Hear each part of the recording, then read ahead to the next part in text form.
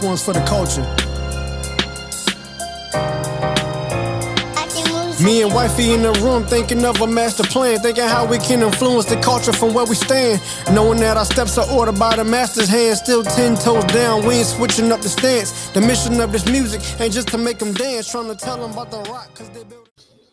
And welcome to the Kareem Abdul-Jabbar edition, episode number 33 of The Bond Chronicles. I am Mr. Bond Chronicles on Instagram, Mr. Ray Bond on Twitter, and my host here, Mrs. Bond Chronicles on Instagram. I tried to fix my Twitter this week, but I couldn't think of a name, so it's still whatever it was before I started messing with it.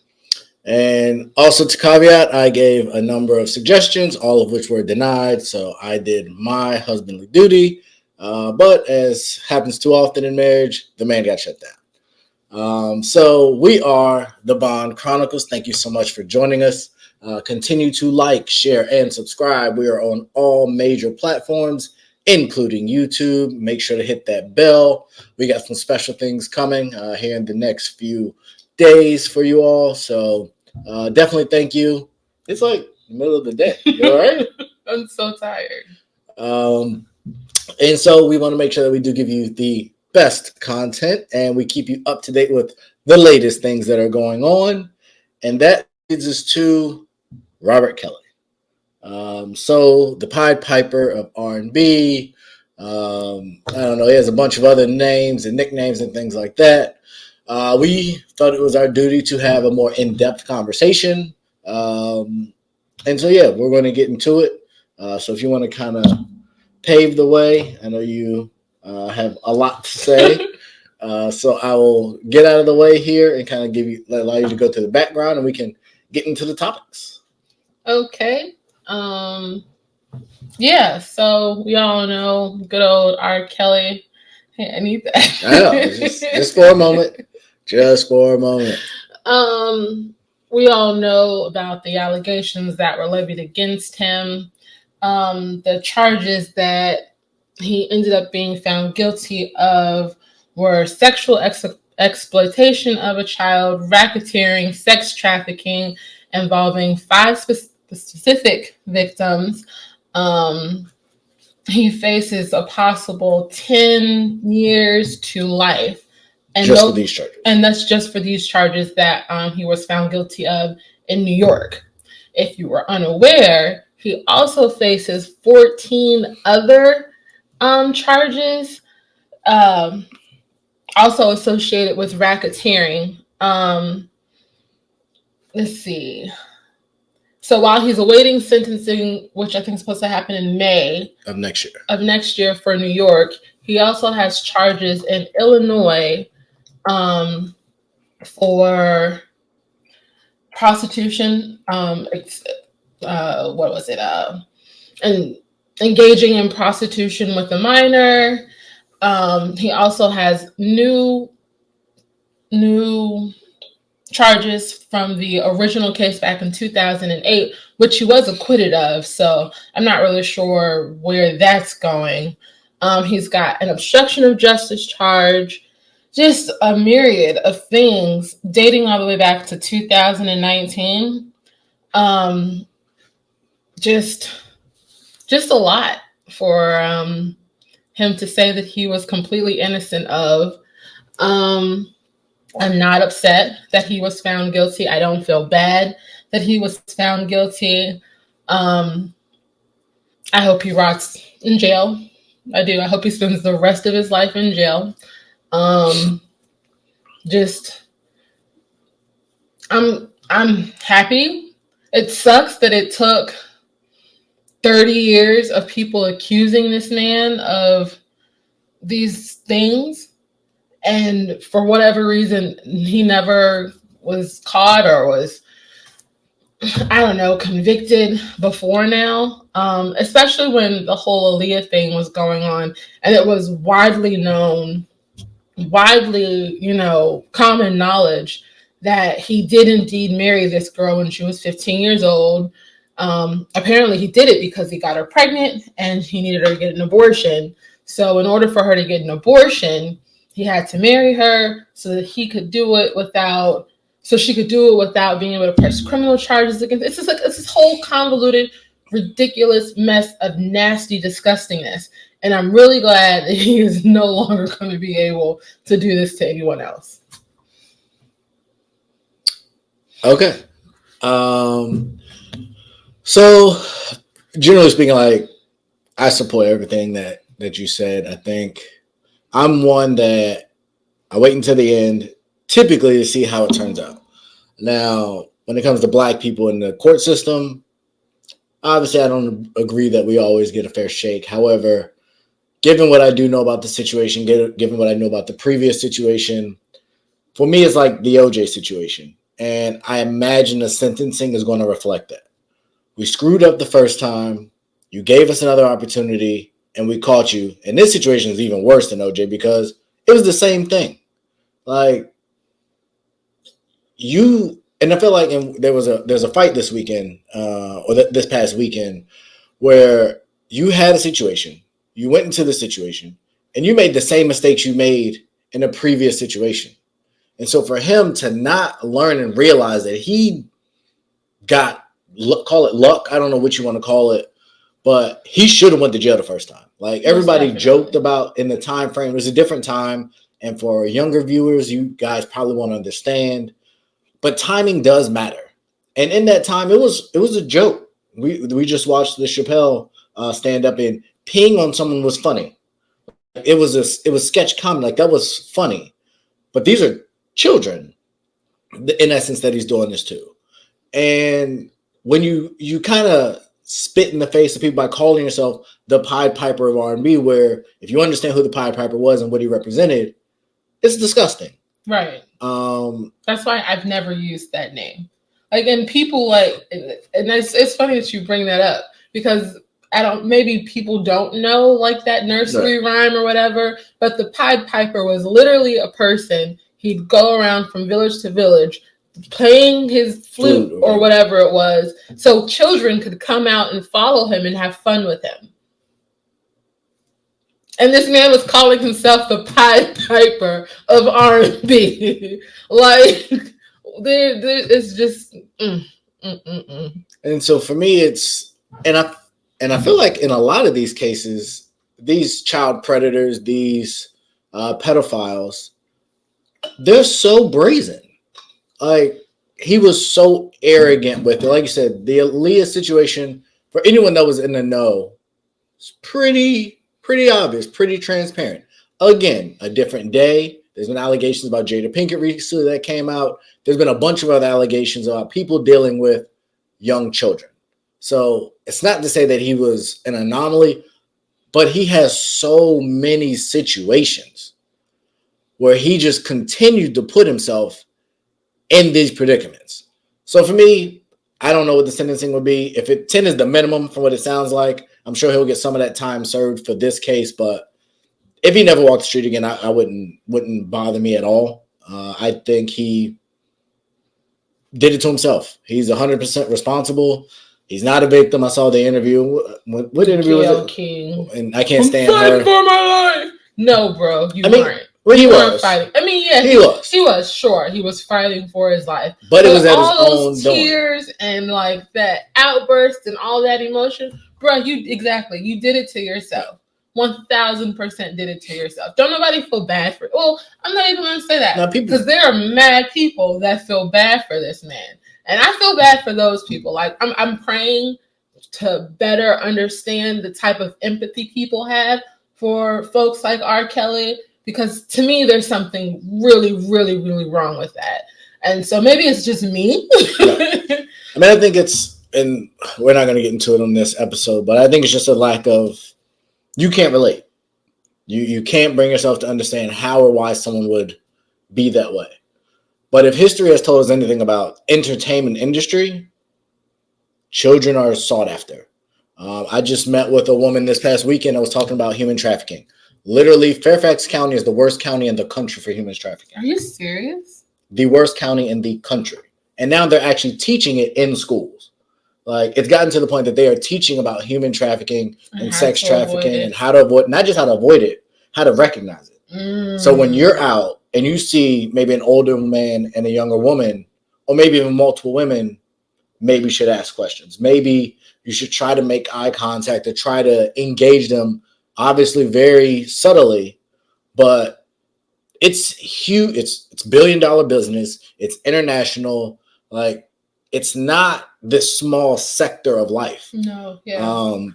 And we've talked about the Jeffrey Epsteins and different people like that, but it's not, and we'll get to it here in a moment, but there is a lot of people. I think I talked about the Woody Allen documentary. And typically I'm the kind of person that I engage in the parallels where, why are you treating one person this way but not another? R. Kelly's different. Like, I get Woody Allen and what he did with in marrying his stepdaughter, and that's disgusting and gross. But this is different. Aspects of this is different. So no, I have no sympathy for him. I fully appreciate the law and the thoroughness of the investigation. I hope he is prosecuted to the full extent of the law. Based on what I've seen little to no remorse. And that is a big deal for me in certain situations where if you at least realize you were wrong, all right, I can kind of shoot you some bail. I can kind of understand you were young and you made mistakes. You were young, you were middle-aged, you was old, and you made the same thing consciously and really had no sympathy for it. I don't know, to my knowledge, he's apologized or taken any accountability for it, which you can't during a trial. But now that you're guilty, like, come on, man. The biggest piece to me, though, that I thought was interesting is, and I believe this was in New York, right? Mm-hmm. So New York don't play when it comes to legal and stuff like this. They hit him with the racketeering charge, which for me, I'm not a law expert, but that to me said a lot. And that to me says there's a lot more that is likely to come from this. For sure. If you are being charged as the head of a criminal enterprise, it ain't just you. And so I don't know. I know R. Kelly from Chicago. From what I understand, he might have grew up on, rougher times, but it would lead me to believe there's bigger something that to roll down. There's a lot more that could be coming. And so when I hear people like, I'm not even gonna say that. When I hear people like Bill Cosby and other people defending him that are in the industry, it makes me start to think away. So I'll be curious to see what comes of it. I'll be curious to know if he's cooperative. But when you're the head of an enterprise, and that means there's other people. So that's kind of where I'm at right now, to see what comes next. If he pleads down due to cooperation, we'll see kind of where it goes, or if he ends up like Jeffrey Epstein. We'll get more into that in a little bit. I think the first thing that I saw when the verdict did come out as guilty, it was just people like, well, I'm still listening to his music. I don't really care about all that other stuff. His music still hits. And it, obviously that creates a conversation around supporting, and we've talked about this before, supporting an artist. Now that you know, like, and all of these details came out about just everything that he was doing. And so now that you know that he is indeed guilty, if you had any doubt in your mind before, he is indeed guilty of all these disgusting sex acts with kids and young women. Is his music finally canceled? Is he canceled as the king of R&B, blah, blah, blah, blah, blah? So this is where we'll probably differ, and I'm fine with that, and people may hate me. So here's my thing, and I look at it, it's multifaceted for me. One, my first answer is no, he's not canceled. And from what I understand, I don't even know if he has the rights to a lot of his music. But if he did, from my understanding, he has children. So I would still want the children to be taken care of. And if his music is a way to do that, I'm going to support that. I don't feel like his children should be punished because their dad was trash. The second piece of this is we've agreed that it was common knowledge he married Aaliyah when she was 15. If we know that, industry people knew that. If you are in the industry and you knew that and you worked with him, you helped make music with him, why are you not as responsible to a certain extent as he is? Maybe not as responsible, but you're culpable to me. So I think the issue when you have someone as big as R. Kelly, when you have someone as big as Harvey Weinstein, when you have someone as big as even Epstein, is okay. You want to go down the cancel route, go down the cancel route. But when you start picking and choosing of who you're canceling and you're giving certain people passes and other people not, that's where you're going to lose me. So fine, if you want to go to the cancel culture part, and I think this is the hypocrisy and the joke of cancel culture, is it's so segmented. It's so emotional. It's not logical and it's not rational. So the producers that work with him, the artists that featured him, the artists that were features for him, the artists that did two collaborative albums with him, like, you got to be held responsible to me. So for me, no. Am I necessarily going back and listening to the music? I'm not. I don't see a Step in the Name of Love, which was a party classic, and that I would argue could still be. I don't see how that correlates to his allegations or his conviction at this point. But no, for me, he's not canceled, because if I was to cancel him for this, then I got to start, to the Dave Chappelle point, I got to look at everybody. Everybody that's been guilty of a murder charge. Everybody that's been guilty of all these heinous crimes, breaking and entering, domestic violence. If I'm going to cancel him and not everybody else, then you're hypocritical, and I don't have a lot of attention or time for those kind of people. So no, for me, his music is not canceled, because I'd have to cancel almost everyone, because everyone has something. I guess I'll be hypocritical or whatever you just said. I stopped listening to him.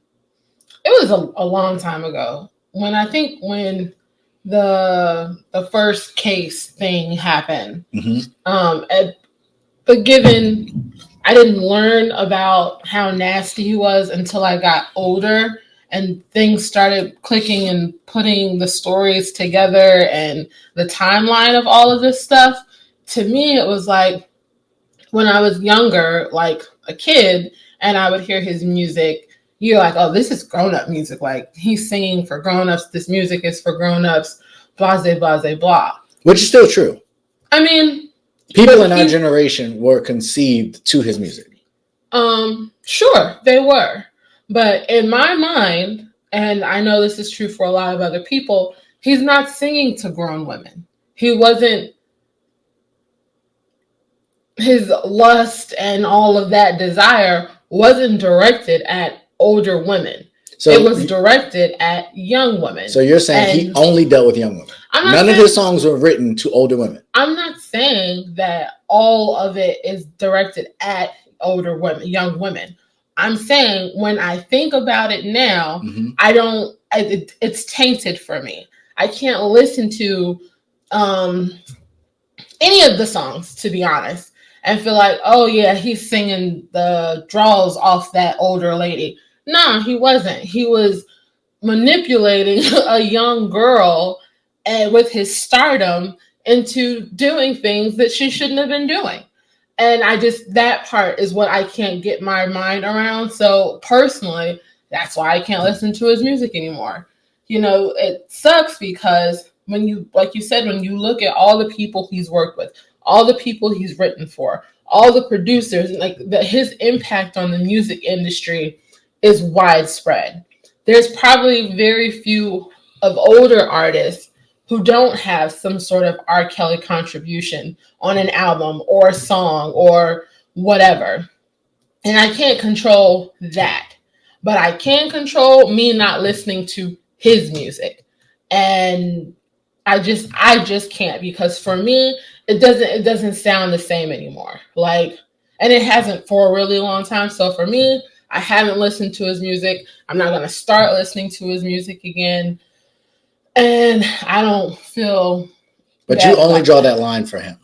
No, I mean, there are other artists that I don't listen to because I don't like the way they live their, like, I was a huge fan of Saul Williams. Like, well, he's a poet, and but he also had a little of like an underground rap career, and I'm a huge fan of his poetry.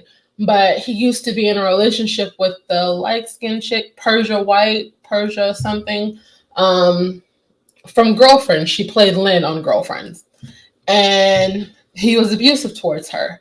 And when I found that out, like, it completely changed how I felt about pretty much all of the things that he produced, because it's like, you're like pro-black, pro-woman, like African heritage, all of that, but you're beating on your African queen. Like, I couldn't get with that. And there are other artists, like, I listen to them, just like, yeah, you're not really a good person in real life.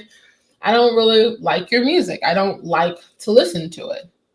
I can't go down a list and name every single person who. But it's going to be inconsistent. That to me is where I get stuck with people with your point of view. There's actors, there's actresses, there's producers. There's so many people that we know of that, whether it's allegations or not, we continue to support them.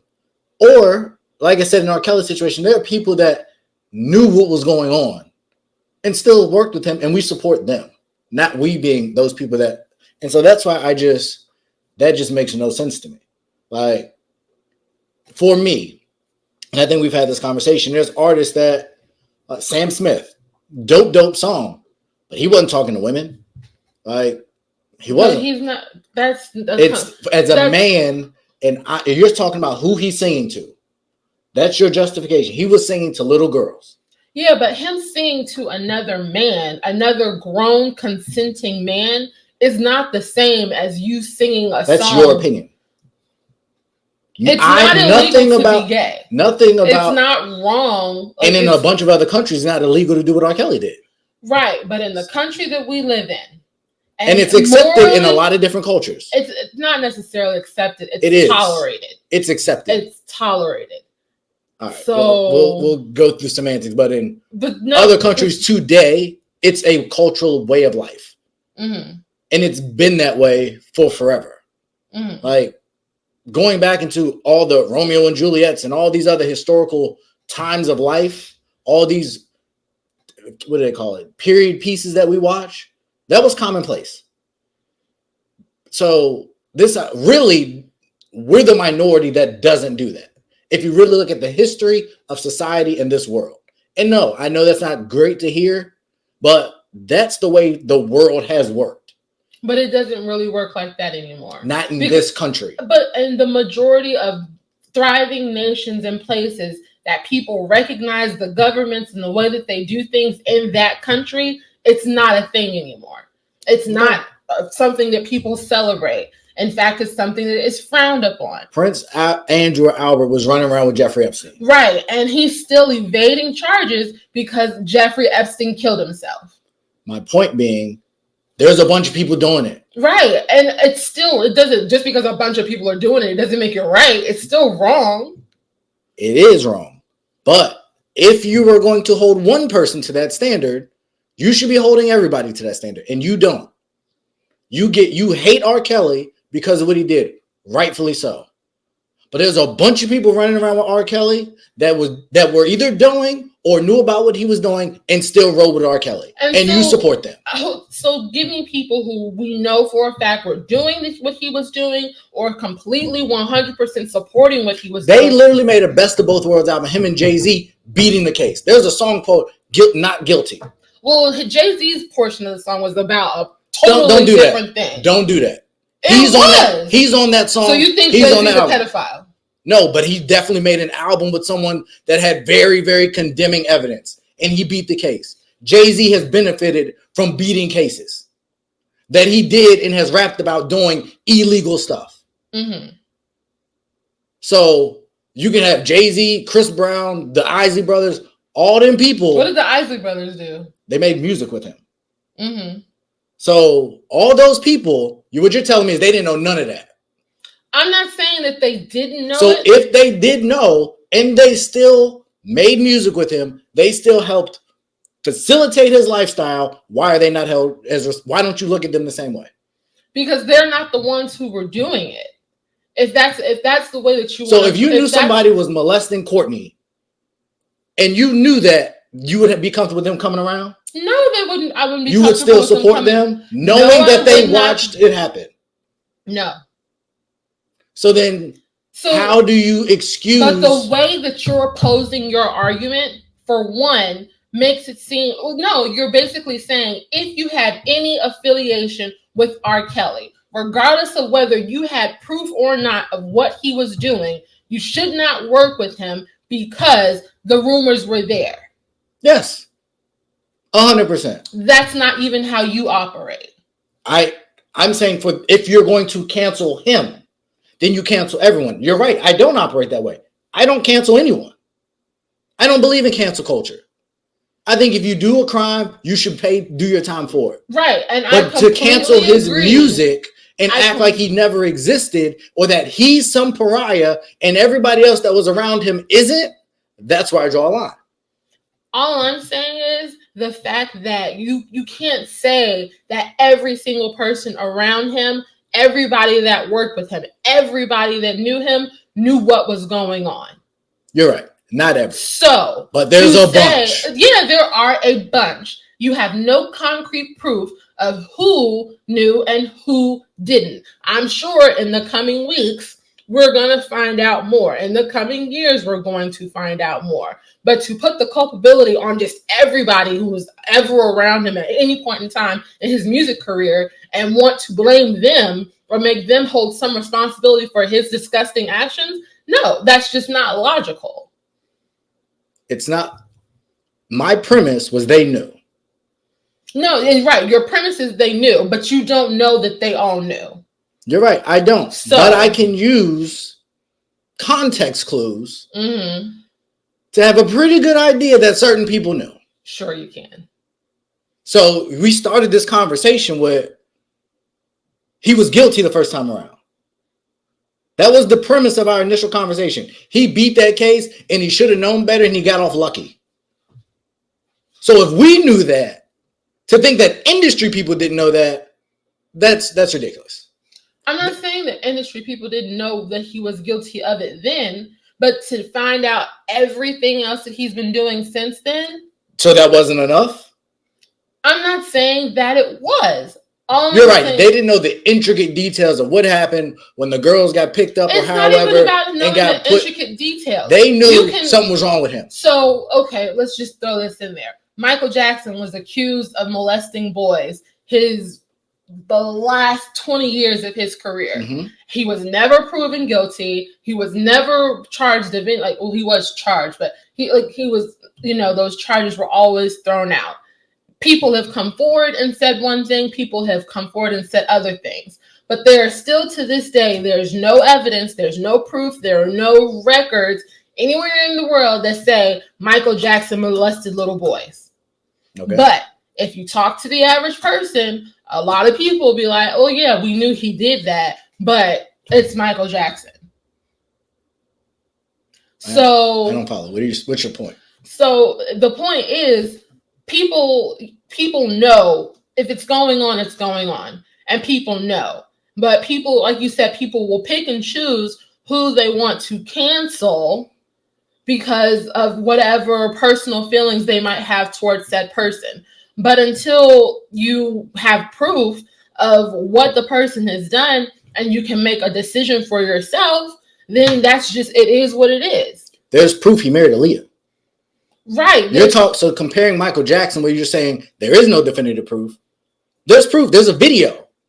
There's a video of R. Kelly, his brother. There's a video of R. Kelly of what happened in that situation. There are court documents of him getting married to a minor. Mm-hmm. So how are you saying they didn't know?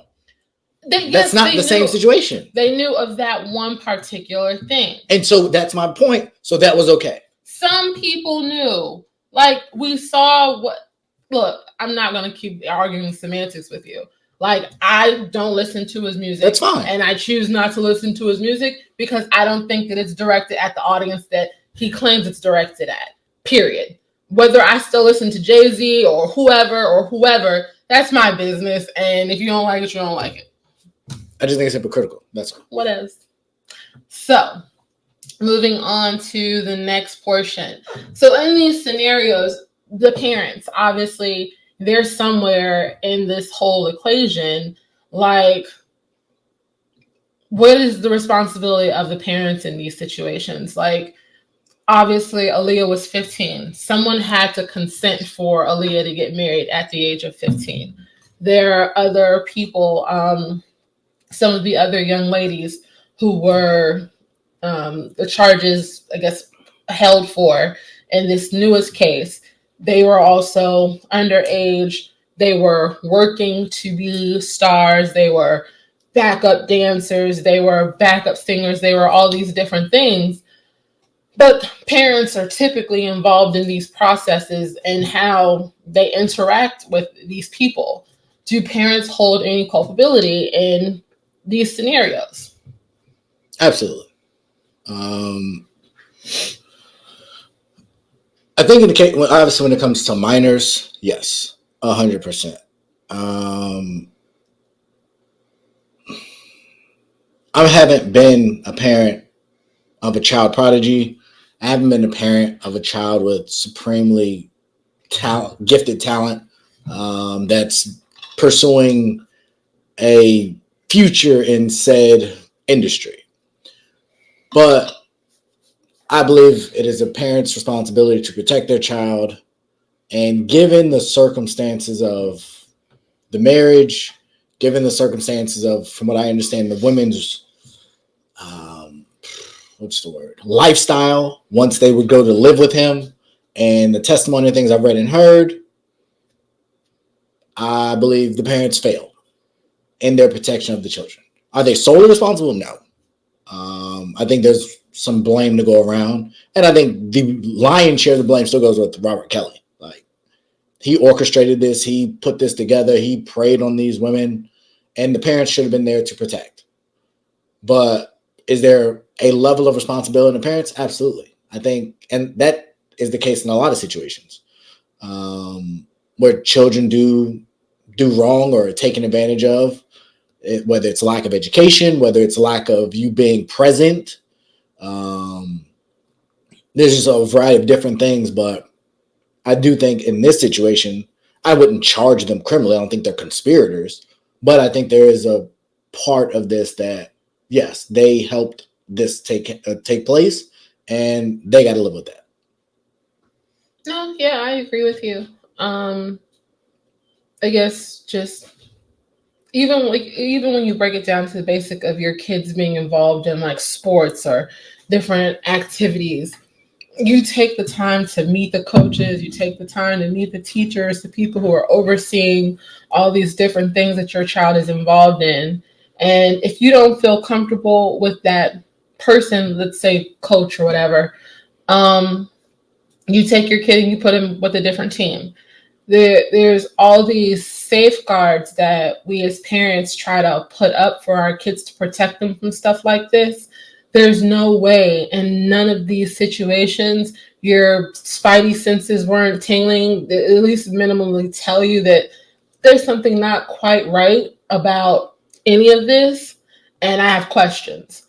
I remember when Sparkle came out and she had everything that she had to say about R. Kelly's relationship with her niece and how it was wrong and how he was taking advantage of her. People kind of like laughed her off because they thought that she was like just jilted and jealous that her career never did more than what she thought it was going to do. And to me, I remember hearing it. I'm just like, well, I mean, we know what his history was with Aaliyah. And if this is a grown woman saying she does not like the way that this grown man is handling her underage niece, I feel like this is something people should probably pay attention to. And then it wasn't until the tape came out that people were just like, oh, well, dang, she was right, you know? And so for the parents of all of the victims to kind of, and I'm sure there's a civil suit that's going to come of this at some point in time. I don't know what his finances look like right now, but I know at one point, At one point, I know they weren't very good. So I'm sure a civil suit would come of this at some point. But what are you suing for? Like, are you suing because you're embarrassed? Or you're suing? I mean, because you can. Because you can. But to me, it's partly your fault. Like, you see the differences and the changes in your child from like the minimal things that happen to them when they get into arguments with their friends at school, when somebody's picking on them. Like, you notice those sorts of things. You know when something is really bad, something is really bad is happening. Even if you don't know exactly what it is, you know something is going on. And so I think that's easy to say. And I'll use myself as an example. I was into some stuff. Some pretty bad stuff. My mom wasn't there. She ain't know. We look at these school shootings. We look at the kids we grew up with and knew to stay away from. Their parents may not have known to the extent that they were doing things. I think there is a part of your point that I do agree with. There are certain things you should be able to recognize. And I feel like we're starting to see that even with our daughter, where she kept coming home hungry or eating as soon as she got home. And I'm like, why are you still hungry? And it comes to find out she doesn't eat anything at school, apparently, because it all sucks. So I think that's a small example of, yes, to a certain extent, you do see things. I would also argue at that time frame, it's a lot easier, I think, to see people now because people post a lot more. But I don't know what happened in the household, and I don't necessarily believe that you know everything that your kids are doing. Well, no, I'm not saying that you know everything that your kid is doing, but there's definitely, when you read about it, there's definitely behavioral changes that happen when there's some sort of traumatic experience going on. There are attitude changes, like after it's been shown that after a child has been sexually assaulted or a young person has been sexually assaulted in any form, things about them drastically change. And to me, to the extent in which R. Kelly was doing what he was doing, like he was in relationships with multiple young women at a time. The one young lady testified that she was in a relationship when he met with R. Kelly. When she met she was in a relationship with someone else, and then she met R. Kelly. No, she was in a relationship with R. Kelly when R. Kelly met Aaliyah. Okay. And how he started to show her special attention and, pushing this other young lady to the side. And part of her, she testified, like, she felt relieved that she wasn't like the main girl anymore, but she felt jealous of Aaliyah because Aaliyah was now getting all the same attention that she used to get. Like, there's all these little things that are going on. And like I said, like, there's, even if you're not spending a lot of time with your kid, there are definitely things that I would think that you would notice. So I just feel like there's too many cases of family members molesting kids and the parents not knowing.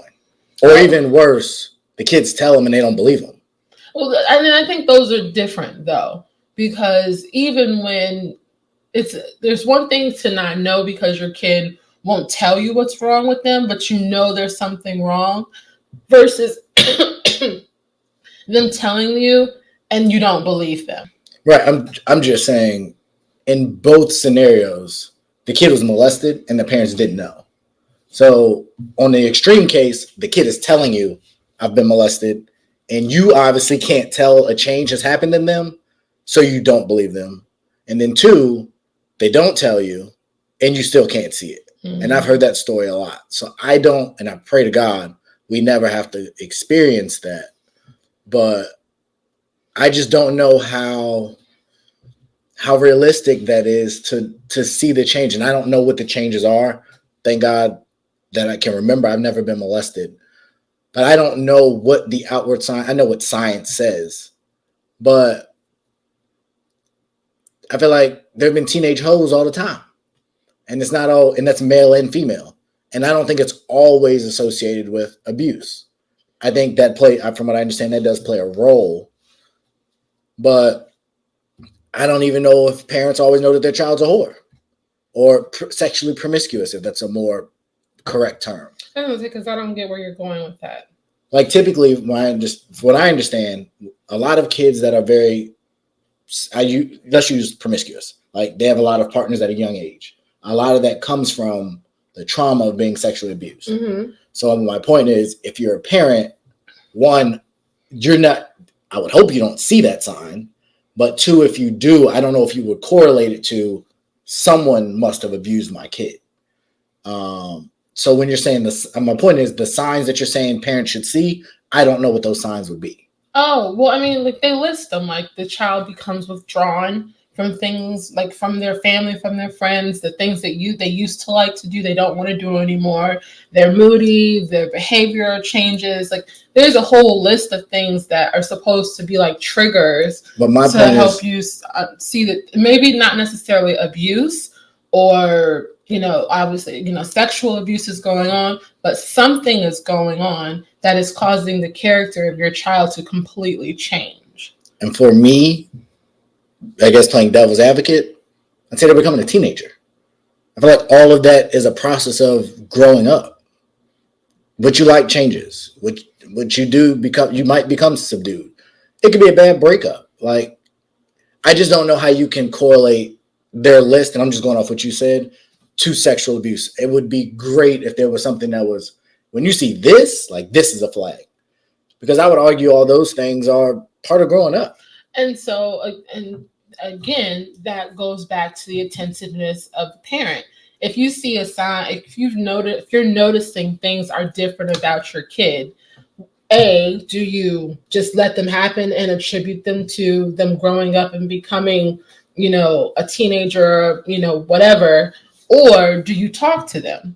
Because I think that's a big part that's missing here. The line of communication needs to remain open, regardless of the fact that you might not like the fact that they have a bad attitude or they're moody or, they talk back to you. At the end of the day, you as their parent are their first line of defense against everything.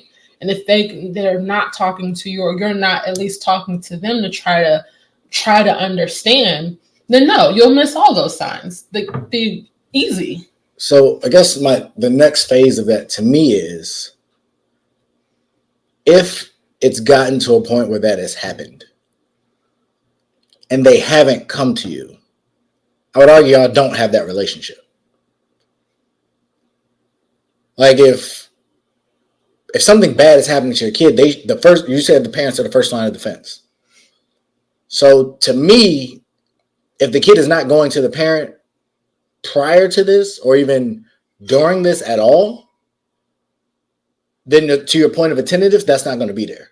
Mm-hmm. The kid clearly doesn't feel like the parent is a safe place or reasonable outlet to have this conversation. I would say that that's the case at all, because a lot of times when you hear people talk about their sexual assault, especially when you're talking about younger kids, the first thing is like they were scared. Like they didn't know what to do, so they didn't say anything. And a lot of times, unfortunately, the person who's abusing them is someone that they know and someone that their family trusts. So they don't want to get the person in trouble. And then said person piles on by saying, hey, if you tell on me, this, and this is going to happen. Like, I think there's a bunch. So when does that change? Because we had a situation where Courtney was having like nightmares or something. She came to you. Mm-hmm. So at what point do kids stop coming to their parents when they're scared? Because typically, and we've been blessed by this, when our kids are scared, they don't come sleep with us. But, well, only one could, but that's not important. Yeah. But the point is, typically,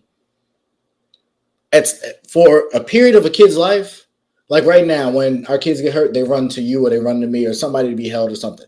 So for me to say at some point that gets broken, if we've got to the point where they're being abused and not coming to you.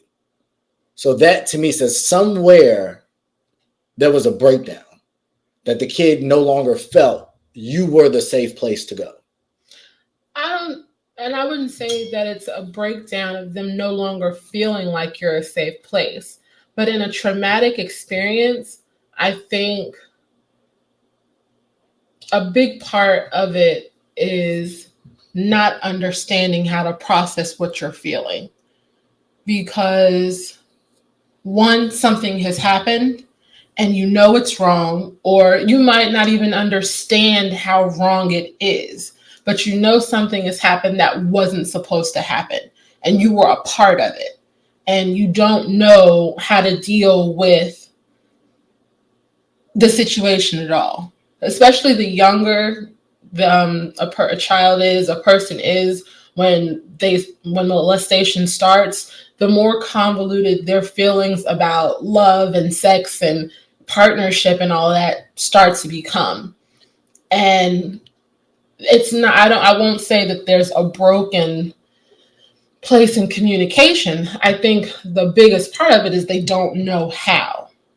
But we're not talking, and again, the premise of this is R. Kelly. Mm-hmm. He wasn't dealing with 5 and 6 year olds. No, right. And so even when you're thinking about a 15, 16-year-old, like they know. They understand what's happening, but that doesn't make it.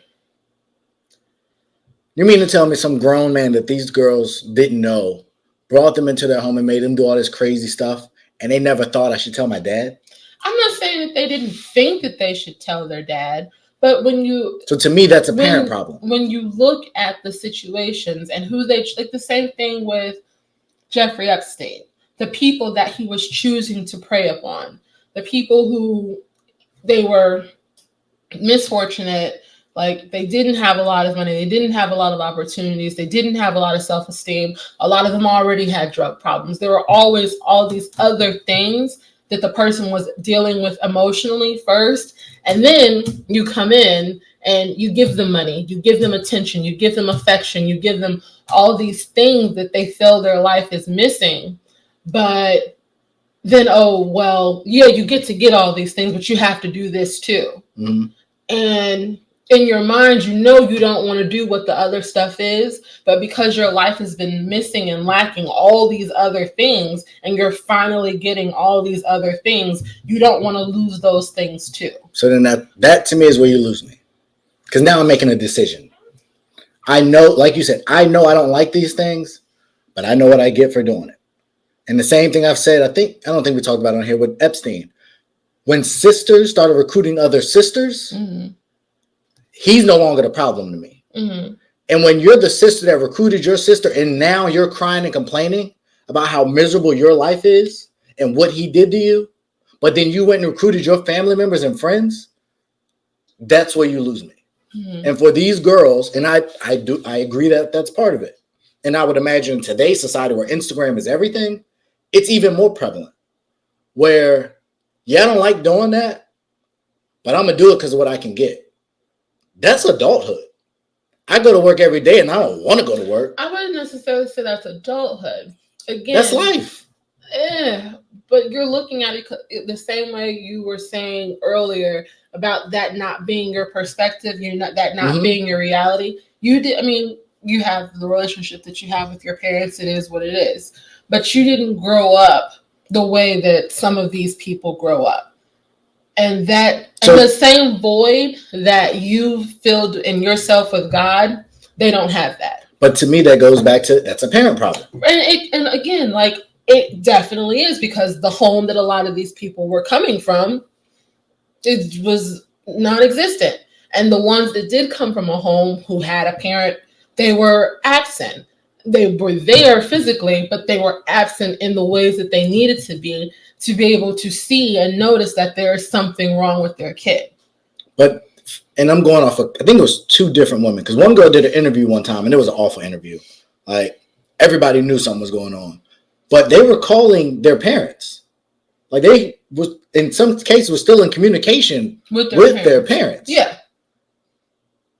And so that to me is a parent problem. And that's what I'm saying. Like, I 100% believe that a lot of these parents need to take some ownership in the situation in its entirety. Because I'm sorry, like, I don't care who you are. I don't care how much money you make. I don't care what walk of life you come from. My kid's not just spending the night at your house and I have no idea what's going on. My kid isn't. I know that's Because, me. and so, like when I met the lady today or this weekend, she was saying a lot of people that are getting involved in the human trafficking are right from their parents. Mm-hmm. Their parents are selling. We used to joke about it all the time, but parents would sell their kids for a hit of crack. Yeah. So full circle, I think a lot of it is parenting. And when I was asking the question of, so where does it break down? Somewhere with these women in this R. Kelly situation, to me, for them to be able to call their dad, dealing with what they're dealing with, and not talk to him about it, there something happened, and that to me is on the parent. That's my biggest takeaway. Like, I would pray that our kids would never get to the point where they would be in that dire of a situation. And not even that they wouldn't call me, they would call me and not feel comfortable enough saying something to me. Yeah. And so my brain goes to, maybe they were complicit. Maybe they were getting a benefit.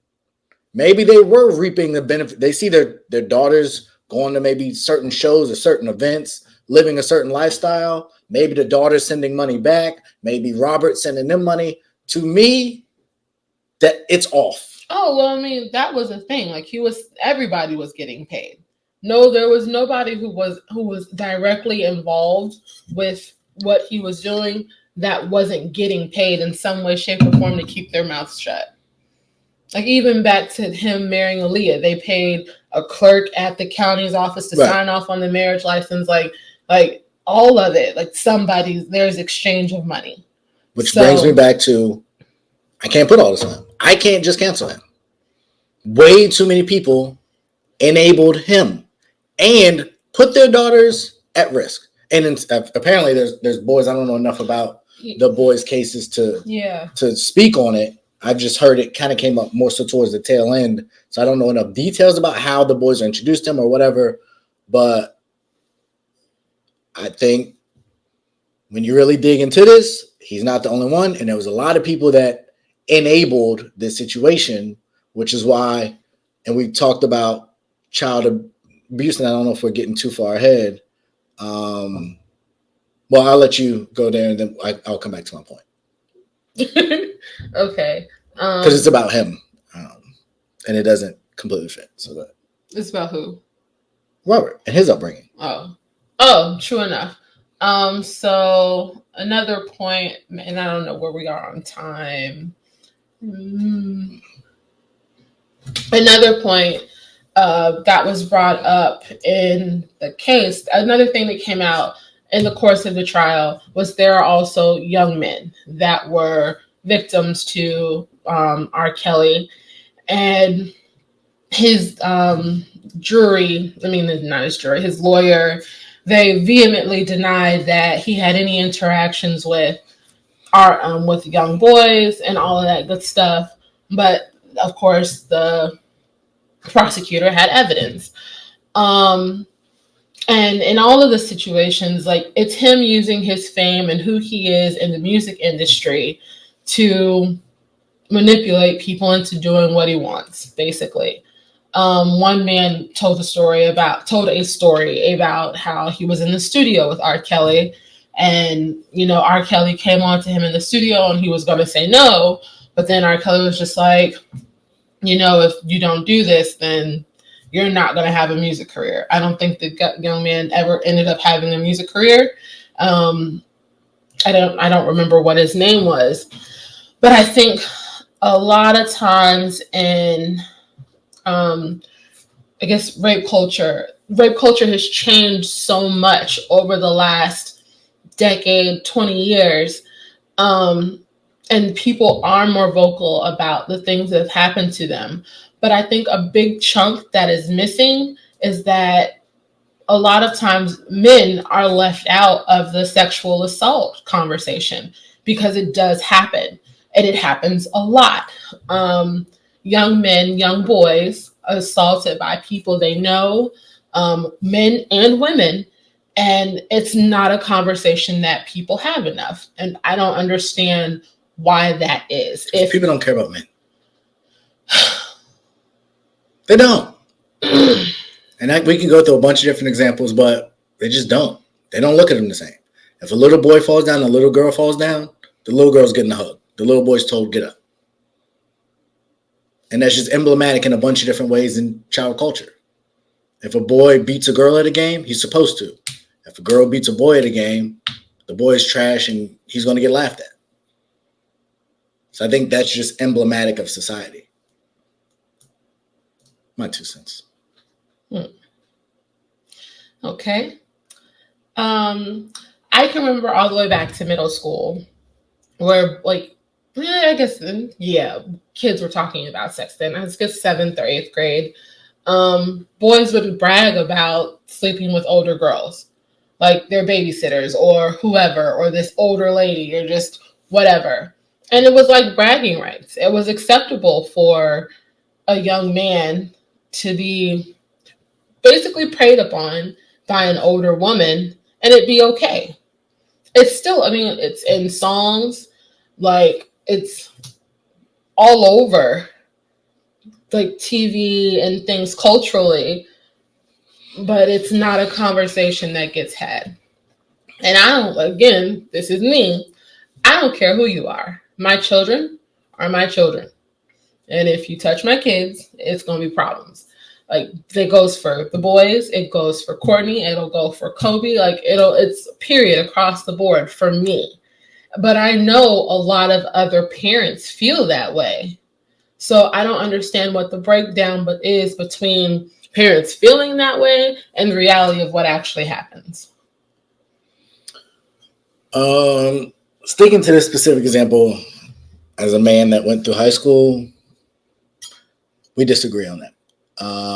When I think of prey, I think of a helpless person being taken advantage of. When we was in high school, these men and women, for that case, were not being preyed upon. When the older guys would come and pick up the girls from school, the girls knew what they was doing. When the boys was playing and flirting with the teachers, and the teacher finally gave them some attention back, both parties knew what they were doing. To me, that's not prey. Then maybe they take advantage of a situation, sure. But that's dating in general. You offer somebody something that someone else can't offer because you want to get them. Athletes, entertainers, your guy down the street. Like, for me, is it technically wrong? Yes. It is rape culture. I agree. But I don't think that should be in the same line as what goes on in the Catholic Church. And for me, the fact that the Catholic Church still operates today with the thousands of allegations that they have, that to me is problematic. And I don't know why that doesn't get more coverage. It's like, oh yeah, a new report comes out and this priest preyed on these 10 to 20 boys or hundreds of boys. And it just goes away like it's expected. That to me is a problem. That to me is way more problematic than the 16-year-old varsity student or varsity athlete that's hitting his 21-year-old English teacher. For me, it's different. So if one of the boys told you they were sleeping with their math teacher, you'd be good with that? Well, no, because I don't want to sleep with anyone. But I mean, I don't. Sleeping with people brings kids and problems. If you're unmarried. So the standard in the house would be you shouldn't be having sex outside of marriage. But if you are, I'm not going to be like, would I say something to the teacher because it's wrong? Yes. But I don't think that the teacher is preying on my son, especially when my son is sleeping with other people. So if you're sleeping with different women and you have an attractive teacher, like, she's just another woman. Because if he's 16 and she's 21 and he turned 2 more years and it's 18 and a 23-year-old, the age difference is the same, but it's okay. I believe he knows what he's doing. When I was 16, I knew what I was doing. I knew what I wanted. And I had teachers and older women that if given the opportunity, I probably would have taken advantage of it. And I wouldn't have felt like they were preying on me. So no, would I be upset? Yes, because they shouldn't be having sex, period. But I think it's a conversation. and you say, what are you doing? Like, you realize she's older.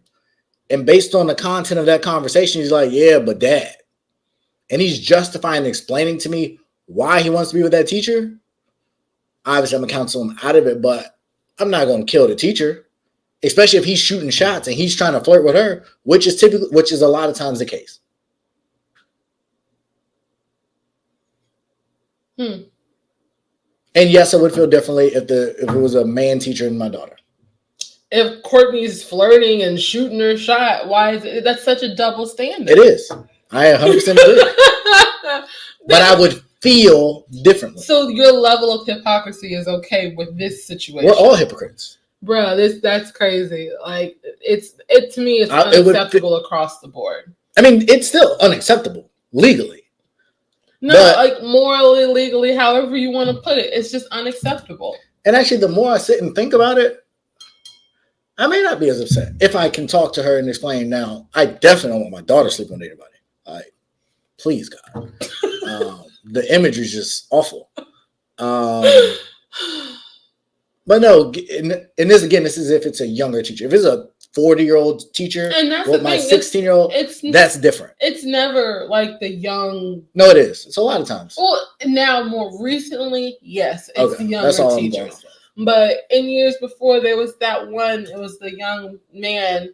He was sleeping with his teacher, and he got her pregnant. And he did time. No, she did time. I think right, she did. When you're 3 to 5 years apart, like when y'all could have potentially been in high school together. So I could have been sleeping with you when we was in high school together, but now you're a teacher. Like, I just look at it different. Nah, I'm good across the board. It's just a no for me because it's just wrong. It is. It's just wrong, and it's crazy because like I remember being a young lady and older men hitting on me when we lived in Austin Ridge. A friend of a friend, his uncle, like. I wouldn't even go over to his house. I just remember being so uncomfortable around him. Actually, I don't think I ever told my mom or my parents about it. Like, because I just stayed away so that I wouldn't be in that situation. So it brings us back, and I know we're getting to them, but why not?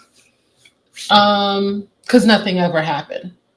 But there was still a feeling. Why didn't you share that with your parent? I think mostly because I knew better. Like, I knew what to do to protect myself from being in a bad situation. So I just didn't. Now, I think if had something ever happened, I wouldn't have had any problems telling my parents. But then it's too late. This is also true. So I don't know why I didn't. But I know a friend of my sister's. Never mind. I'm not going to go there. I'm just. Never mind. I'm not going to go there. But I know of a lot of different scenarios where young ladies and older men were put in situations where the girl knew, the young woman knew what was happening and understood that it was quote unquote wrong, but they're in an environment, everybody else is doing it, it's cool. I'm cool because the older guy is picking me, whatever. So you just go with it. But any way you look at it, like when you all the way around, like even as you get older and you realize what you were doing, you know that it was wrong. So in the time, at the moment, in that age, in that mentality, no, you don't feel like you're doing something wrong. But as you get older and your maturity level changes and your perspective and your view on things change, I think your perspective becomes more clear on what you should and should not have been doing. And you're basing that on the law. No, I'm basing that on human experience. Right. It's a 4-age difference. So why is it wrong? Other than the fact that it's illegal. 4-age different. Oh, you're sticking with the 16 and the 21-year-old scenario? Right. Even if it's a 24-year-old teacher. Because you were my teacher. You're not supposed to be worried about what you can do or what I can do for you physically or sexually. You're supposed to be focused on my mind and helping me become You kidding me? greatest. No, I'm super serious because that's what an educator signs up for. You're signing up to make me a better person. Not and to that sleep could with be me. making you a better person. It's not making you a better person. It's skewing your views on what sexual relationships are like. So you think dating someone older and more mature skews your relationship versus dating someone who's younger and immature? I think dating someone who has some sort of authority or power over your life when you are a minor changes your perspective on what sexual relationships look like. Yeah, we disagree. If you can convince an adult to get you beer and alcohol, and those people are wrong too. You're missing the point.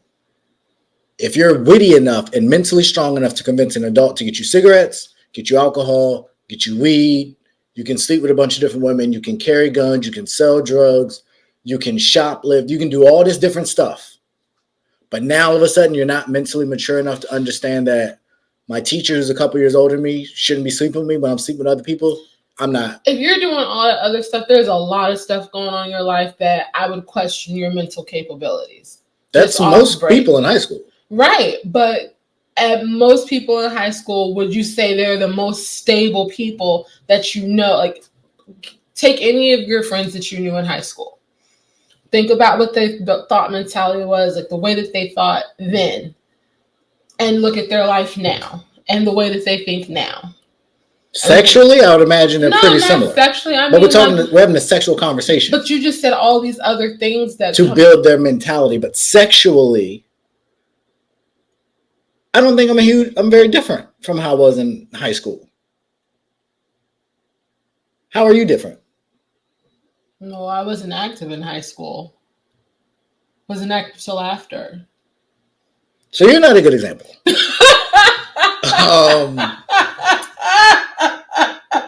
For the rest of us who were active, like, for the most part, for me, sex is sex.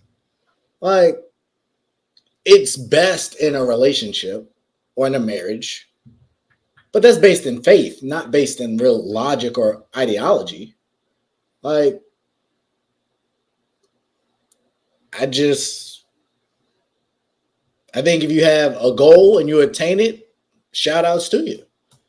Now, again, if it's a scenario like you, where say it's a teacher and the teacher's flirting with the student and the student is uncomfortable and the teacher keeps pushing or incentivizes it with extra credit or that kind of stuff, that's a different conversation.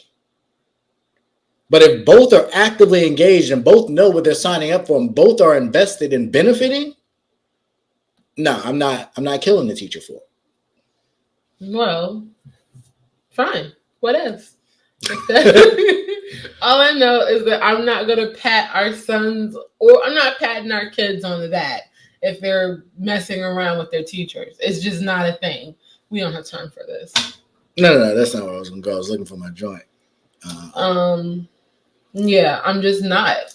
And again, patting on the back that's another level of basically extreme. What you said she was gonna do. I wouldn't. You would talk to her and dad, like she's hot, like man. Like, this is like I can imagine how that conversation would go. It's like hitting the homecoming queen, or the class president, or the valedictorian, or the bad chick that everybody wants. Like, that's right. And so to my and point, to his friends, you're bragging, he's probably going to want. They all know that teacher's bad. Right. And so you're making my point that the reason why this conversation, especially about young men, does not happen more because there's a level of acceptability from not just the young people, but also from older people. But again, I think that goes both ways. It should go both ways. Cool. Okay. We disagree. Fair enough. Well, thank you for tuning into another lovely episode of The Bond Chronicles. We will be continuing this conversation amongst other topics. Yeah. At the next episode. So make sure that you tune in. In the comments, let us know how you feel about these scenarios, how you feel about the verdicts of R. Kelly. Are you still listening to his music? Like, talk to us. We want to know how you feel. Absolutely. So again, thank you everybody for the comments, the likes, the shares, the subscriptions, the views, the listens, all of that. Please continue to do so. In life, things happen, as we talked about today. You have the power to choose what you do. Always choose what? I said, or who you do. Or who you do, but choose wisely and always bet on you. If you have been blessed by us, go ahead and bless us. Cash apps in the bio. Stay up. Have a great one. Until next time.